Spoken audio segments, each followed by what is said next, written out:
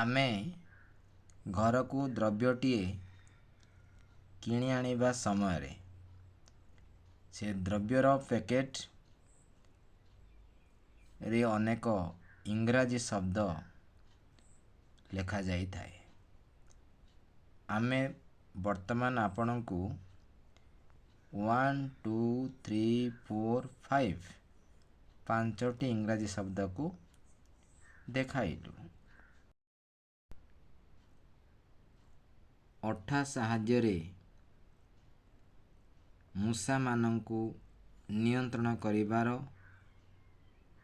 ବୈଜ୍ଞାନିକ ଉପକରଣ ଆପଣମାନେ ଦେଖିପାରୁଛନ୍ତି। ଏହି ଦ୍ରବ୍ୟ ମଣିଷ ସମାଜର ବ୍ୟବହାରରେ ଆସିଥାଏ। ଆମେ ଆପଣଙ୍କୁ ଏହା ମାଧ୍ୟମରେ ଇଂରାଜୀ ଶବ୍ଦ ଭଣ୍ଡାର ବୃଦ୍ଧି ସହ ଇଂରାଜୀ କହିବା ଲେଖିବା ପାଇଁ ଆବଶ୍ୟକ ହେଉଥିବା ଦୈନନ୍ଦିନ ଜୀବନରେ ସେହି ଶବ୍ଦଗୁଡ଼ିକୁ ବାକ୍ୟଗୁଡ଼ିକୁ ବ୍ୟବହାର କରିବା ସହିତ ଦୁଇ ପଦ ଭଲ ଇଂଲିଶ କହିବା ପାଇଁ ଆମେ ଅନେକ ଯୋଜନା କରିଥାଉ। ସେହି ଯୋଜନାକୁ ଏପରି ଉପକରଣ ଦ୍ରବ୍ୟ ଉପରେ ଲେଖାଯାଇଥିବା କିଛି ଇଂରାଜୀ ବାକ୍ୟ ଏବଂ ଶବ୍ଦ ଆମ ଜୀବନର ଅନେକ ଅଂଶରେ ବ୍ୟବହାର ହୋଇଥାଏ। ଆମେ ବର୍ତ୍ତମାନ ଗୋଟିଏ ବାକ୍ୟ ଆପଣଙ୍କୁ ପଢ଼ି ଶୁଣାଉଛୁ। ତାହା ହେଉଛି release the rat or mouse, ଅର୍ଥାତ୍ ରେଟ୍ ଏବଂ ମାଉସ୍ ମୂଷା ଓଡ଼ିଆରେ, କିନ୍ତୁ ରେଟ୍ର ଓଡ଼ିଆ ଅର୍ଥ ମାଉସ୍ର ଓଡ଼ିଆ ଅର୍ଥ ଭିନ୍ନ। ଏହା ବି ଆମକୁ ଅନୁଭବ କରିବାକୁ ପଡ଼ିବ। Release the rat or mouse by pouring vegetable oil. Vegetable oil means ଖାଇବା ତେଲକୁ ଢାଳି ମୂଷାମାନଙ୍କୁ ଏପରି ପେଷ୍ଟ ବା ଅଠାରୁ ବାହାର କରାଯାଏ ବା କରନ୍ତୁ, କାରଣ ଏହା ଏକ ନିର୍ଦ୍ଦେଶାତ୍ମକ ବାକ୍ୟ ଯାହାକୁ ଆମେ ଇମ୍ପେରେଟିଭ୍ ସେନ୍ସ ମଧ୍ୟ କହିପାରିବା। ବର୍ତ୍ତମାନ କିଛି ଇନଷ୍ଟ୍ରକ୍ସନ୍ ରହିଛି। ଗୁଡ୍ସର ମେରିଟ୍ସ ଉପରେ ପ୍ରେଜେଣ୍ଟେସନ୍ ରହିଛି। No smell, non poisonous, easily disposable, super strong glue. केते शब्द या भितर आपण देखि सारिलेनी, याकू आपण अनुभव करि पारुथिबे। या परे किछि निर्देश रहिछि। ସେହି ନିର୍ଦ୍ଦେଶ को आमे पढ़िबा जा समस्त इम्पेरेटिव सेन्स को सूचना देउछि। Open the glue board carefully, place it near entry exit points where it appears. यार ओडिया अर्थ आमे अनुमानिक भावरे अनेक किछि बुझी पारुछु एवं चित्र माध्यमरे यार अर्थ को बुझिबा पई अनेक मात्रा साहाय्य मिलता है। Next point, dispose the glue board along with red once red has got stuck to the glue। यह मध्य आपण पढ़िबा परे चित्र को देखिबा परे अनुमानिक भावरे वाक्यर व्यवहारता को नहीं आपण सहजता अनुभव करि परिबे। यह परे आमे 3 नंबर इंस्ट्रक्शन बा निर्देशात्मक वाक्य को पढ़िबा। Place more traps if infected as high. यार व्यवहार अनुमानता इंग्राजी वाक्य दुर्बल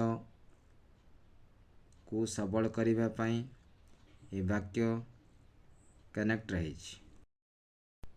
ଚିତ୍ର ଦେଖିଲା ପରେ ରେଡ୍ରେ କିଛି କ୍ରସ୍ ଚିହ୍ନ ରହିଛି, ଯାହା କରିବା ଭୁଲ, ଅର୍ଥାତ୍ ପ୍ରିକ୍ୱେସନ୍ ପୂର୍ବ ସତର୍କତାକୁ ଏଥିରେ ସ୍ଥାନ ଦିଆଯାଇଛି।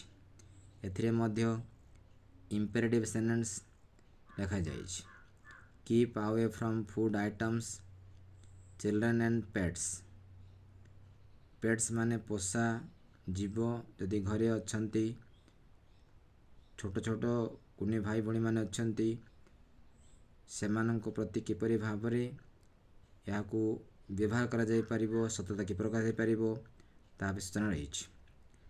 ନେକ୍ସଟ ଆମେ ଦେଖିବା avoid getting glue stuck to any objects or surface. ଏହାକୁ ମଧ୍ୟ ଆପଣ ଅନୁମାନିକ ଭାବରେ ଚିତ୍ର ମାଧ୍ୟମରେ ନିଜର ବାକ୍ୟକୁ ଅନୁମାନ ଭାବରେ ବ୍ୟବହାର କରିପାରିବେ। ଏଭଏଡ୍ ଏକ୍ସପୋଜର୍ ଟୁ ସନଲାଇଟ୍ ଅର୍ ମଏଶ୍ଚର୍ ଅର୍ ଡିଜାୟାର ରେଜଲ୍ଟସ୍। ଏହାକୁ ମଧ୍ୟ ଆପଣ ସହଜରେ ଅନୁଭବ କରିପାରୁଥିବେ। ଆଜିର ଏହି ଗୁଡ୍ସର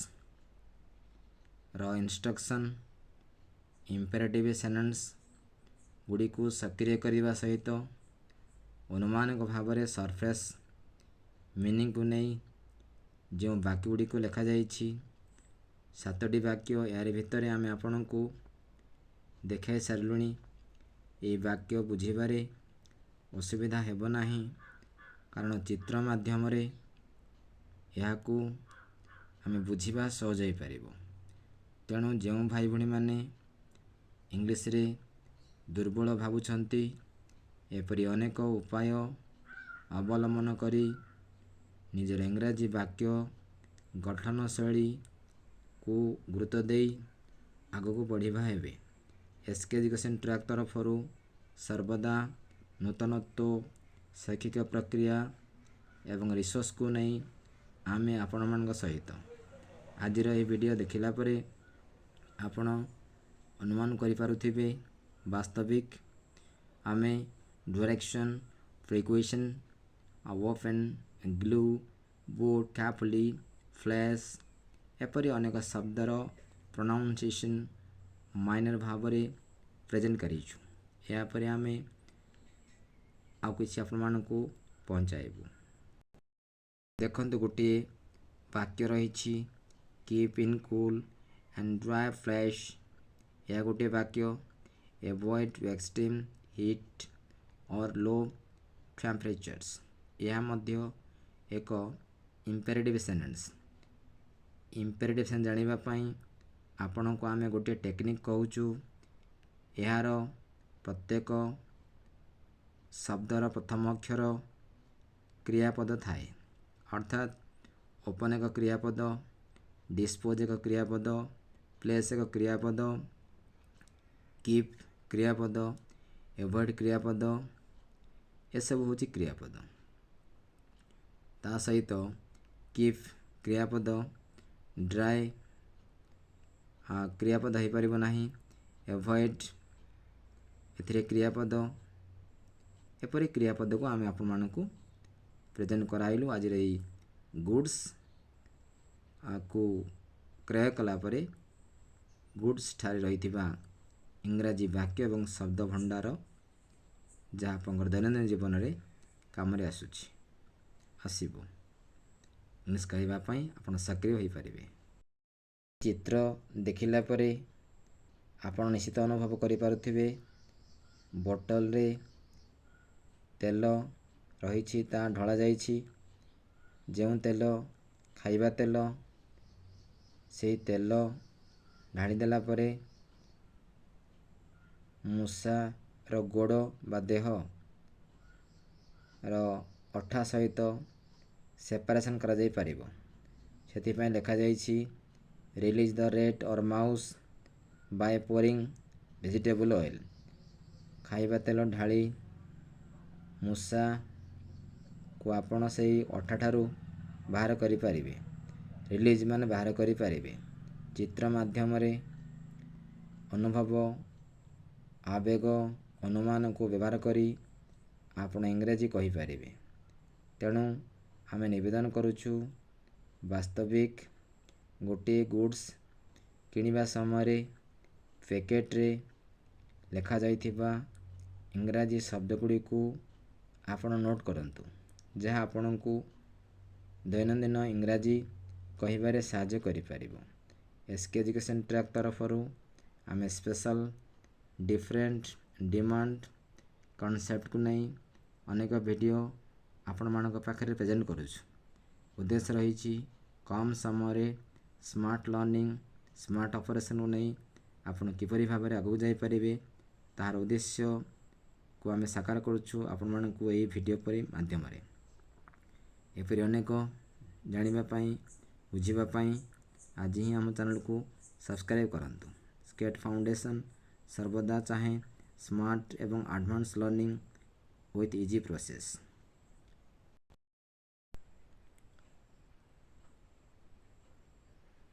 ସ୍କେଟ୍ ଫାଉଣ୍ଡେସନ୍ ତରଫରୁ ମୋଟିଭେସନାଲ ଇନଫର୍ମେସନ୍ ଭିଡ଼ିଓକୁ ଆପଣମାନଙ୍କ ପାଇଁ ପେଶ କରାଯାଉଛି।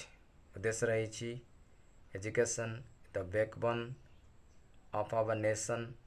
ଏହାକୁ ଆମେ ଅନୁଭବ କରିବାକୁ ପଡ଼ିବ।